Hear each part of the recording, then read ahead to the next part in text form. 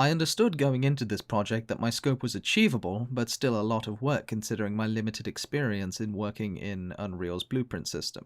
So I spent ample time planning and researching industry standard practices for my project. For example, Jonathan Cooper's book Game Anim recommended that I break down the animations, allowing me to better control the timing of them in Engine, which led to a tighter, more responsive state machine. Jumping, for example, isn't just one animation, but 3 very quick animations. We have the takeoff, the falling, and then the landing.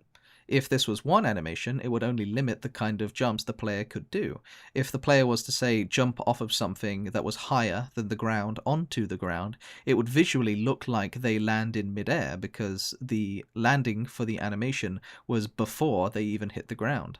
Unreal's own tutorials on blueprint editing, state machines, and documentation also proved incredibly useful when implementing the animations into Engine. Using the Shinobi PS2 game as a strong point of reference, I constructed an animation list to keep myself organized and on track. Originally, this list also included a series of sword attack cycles, though as the project progressed, I decided to rescope and focus more on delivering a polished movement system above all else. When it comes to my animation workflow, I mainly prioritize the basic animations first, such as idling, running, and jumping.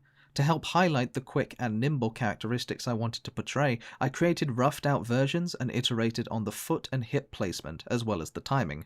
Once I was happy with how it looked, I went back and polished the animation, with little details such as the ears and head. I left the tail alone for a while because I was unsure if I was going to animate it by hand or simulate the animation using in-engine ragdoll physics. After experimenting with the character's scarf, I found the method worked okay for clothing, but I would get a better, more controllable result if I animated the tail myself. When it came to more dynamic animations, such as wall idling and wall running, I created a fake wall in Maya to help make my posing consistent. I also had the foresight that I would need 2 sets of wall animations, depending on whether the player is on the left or right side of the wall. I knew trying to manually mirror the animation would be inconsistent at best and very time-consuming at worst, so I looked for alternative methods of accomplishing this goal.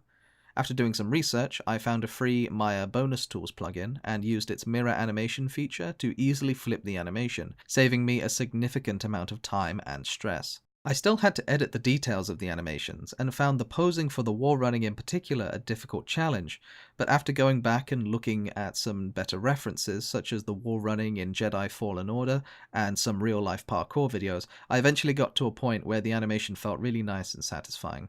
Next video we're going to talk about how I started to implement these animations into Unreal.